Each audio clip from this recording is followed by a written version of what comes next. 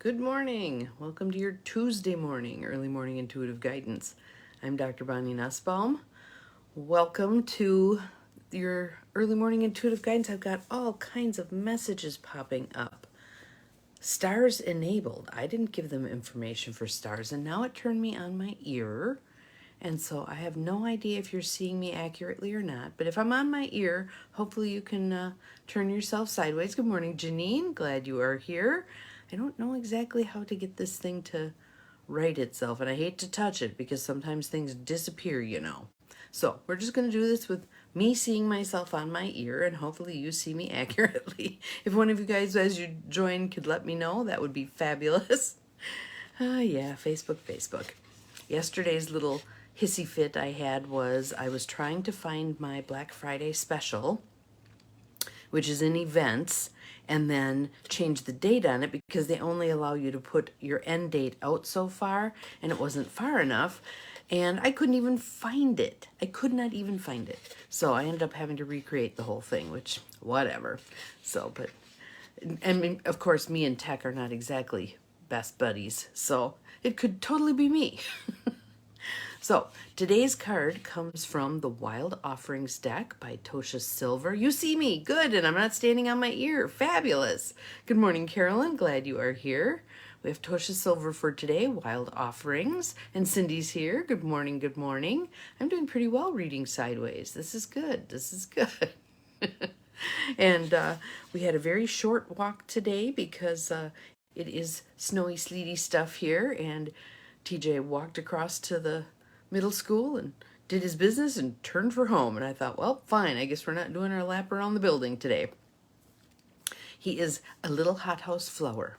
So the card I picked for today, or picked us for today, actually matches my shirt just beautifully. So it is love. We have love for today. Good morning, Joe. Welcome, welcome. Glad you are here. Everybody's finding me again after Facebook did whatever they did with their algorithms, and some of you were having a hard time finding me. So glad everybody's back. Love. All right, so let's just open ourselves up for love. Nice deep breath in. Let it go.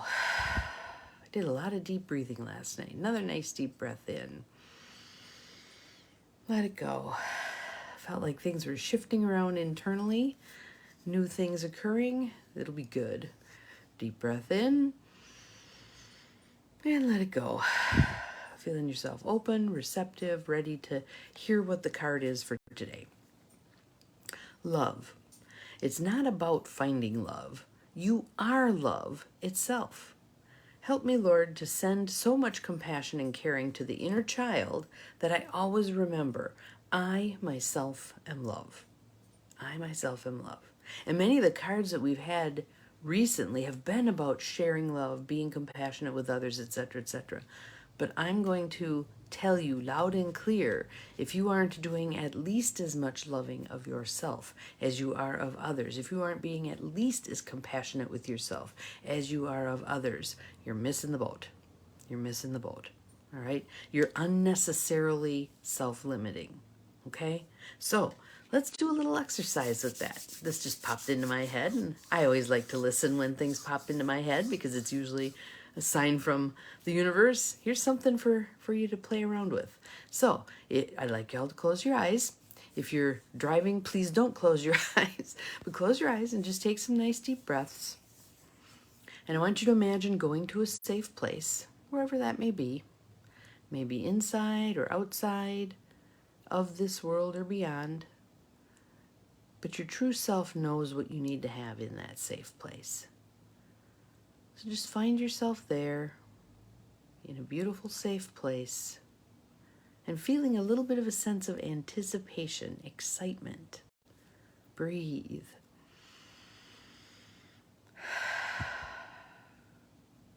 And I'd like you to see someone coming toward you. They may be crawling, they may be walking, they may be running. However they're coming to you, they're coming to you. And you can tell, you just know in your heart of hearts that it is your inner child coming to meet you in this safe place. And as that inner child approaches, I want you to pay attention to how do you feel toward her or him. as they approach, how do you feel about them? And don't worry if you feel a little bit of animosity, because that's part of the way our brains work as kids and how we store things. And so we're going to do some work with that today. So I'd like that child to come and sit beside you. If you're willing and they're willing, you can sit on your lap. Just being present. And I'd like you to note how old that inner child is, because actually we have a bunch of inner children. We have infants, we have toddlers. Good morning, Deb. We're just doing a little guided imagery. So if you want to close your eyes and imagine a safe place, and you are present there with your inner child. Sometimes that inner child shapeshifts into various ages. Sometimes they're kind of separate. And you have a toddler self, and an infant self, and a preschool self, and a teen self, and a tween self, and a 20-something, and all of those inside. But whichever one comes to you right now, that's the one that Spirit has deemed ready for this process. And you can do this process over and over and over again with selves of various ages to create more healing. So as you're sitting there together, good morning, Rebecca. We're just doing a little guided imagery.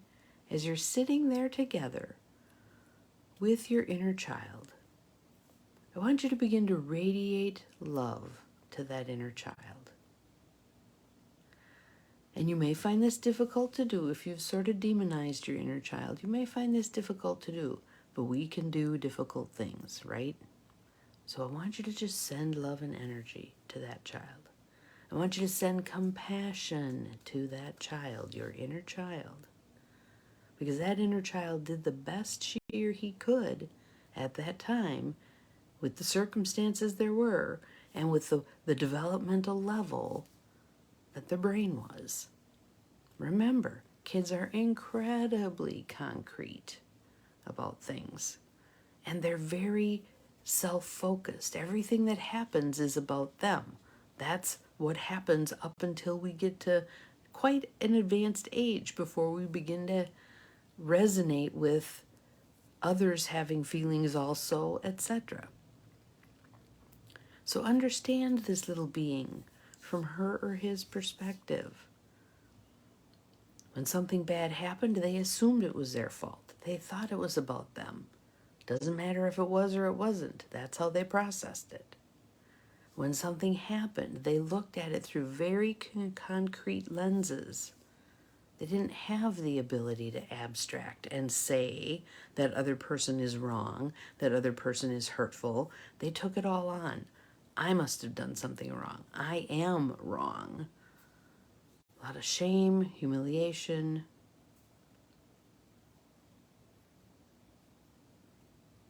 Yeah. And if the tears are flowing, just let them flow. That is absolutely fine. Good morning, Cheryl. We are connecting with our inner child right now.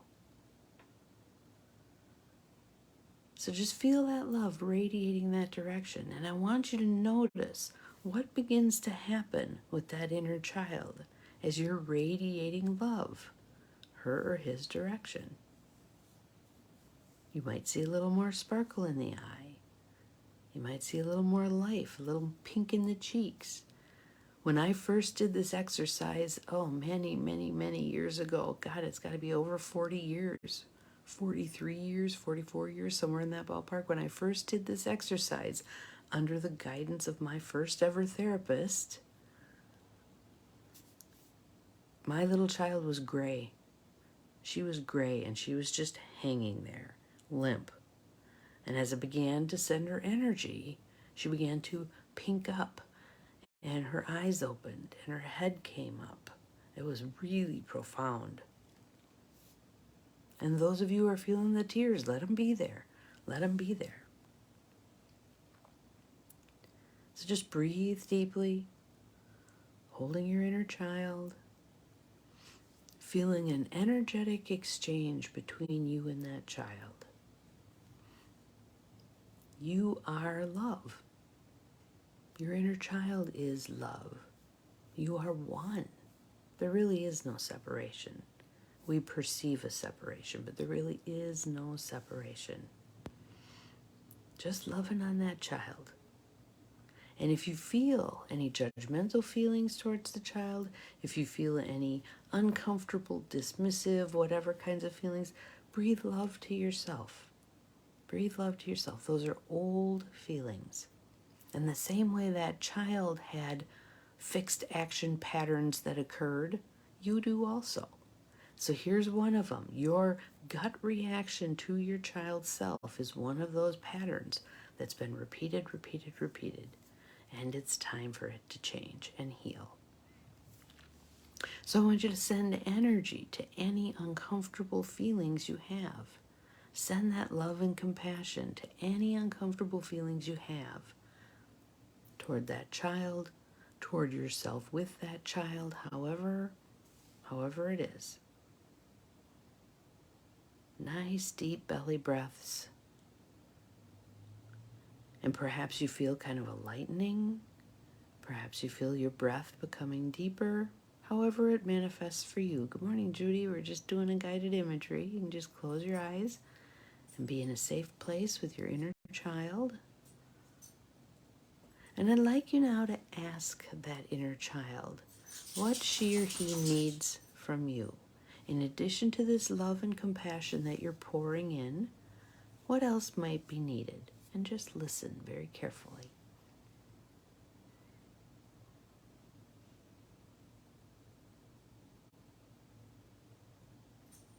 And then I'd like you to decide if you can make that commitment. It might be for more time. It might be for listening, you listening to what the inner child has to say. It might be some playtime. If we're too serious about our work, that can be harmful to our inner child. But whatever it is, I'd like you to decide if you can make that commitment. And if yes, please make it. And if not yet, I'd like you to think for yourself, feel into what would I need in order to be ready to make that commitment to my inner child. It might be you needing to feel safe and loved and cared for.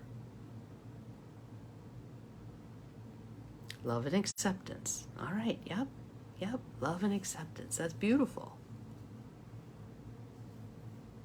And again, all of this is a two-way street. Inner children are waiting to be able to pour love into you so you can give them that invitation.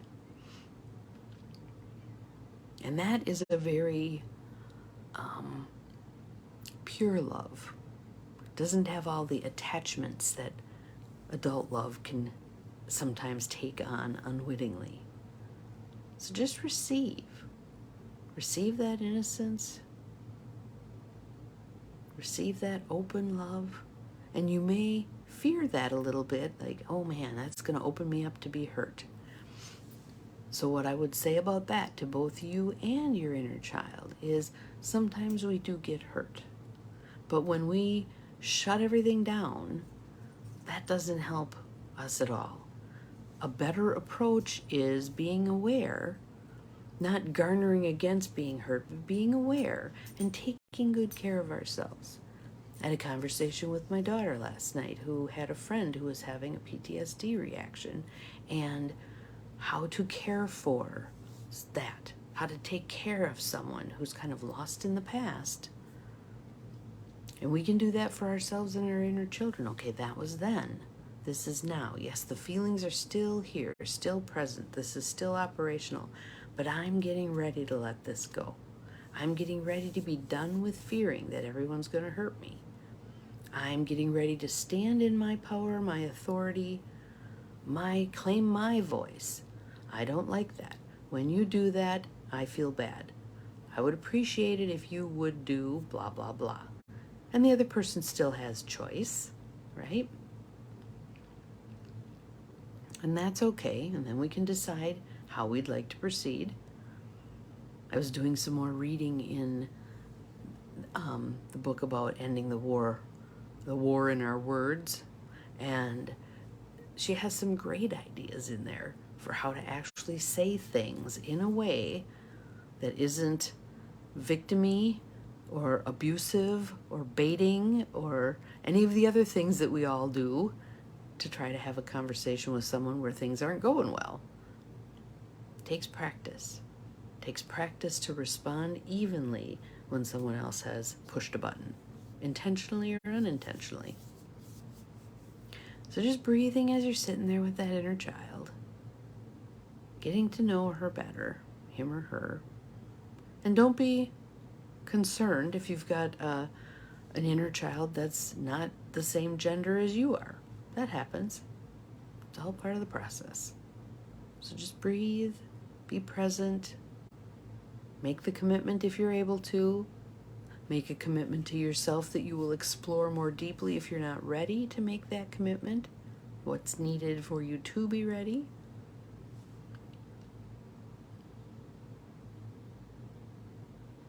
And now I want you to let that inner child know that she or he is with you, is a part of you, goes with you about your day. They don't have to deal with the adult stuff. That's not their thing. But they can be present with you so they can experience joyful things through you. That's called integration. It's about integrating all of these that have kind of been fragmented parts of ourself back in to the whole. Because truly we are whole.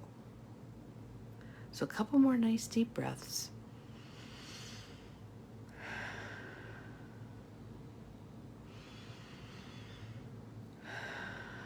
Inner child coming with you. When you're ready, you can open your eyes and just notice how you feel. If anything feels different. Some things may feel the same. Some things may just feel more grounded or integrated. However it feels is divinely right for you. So, good morning, Mel. We're just about done. But it was a good one today. We were spending time with our inner child. So the replay will be up. And again, you can go back and spend time with other inner children of different ages if that's kind of how your inner structure is created. Just integrating each one of them as you go. Becoming a part of the whole. All right?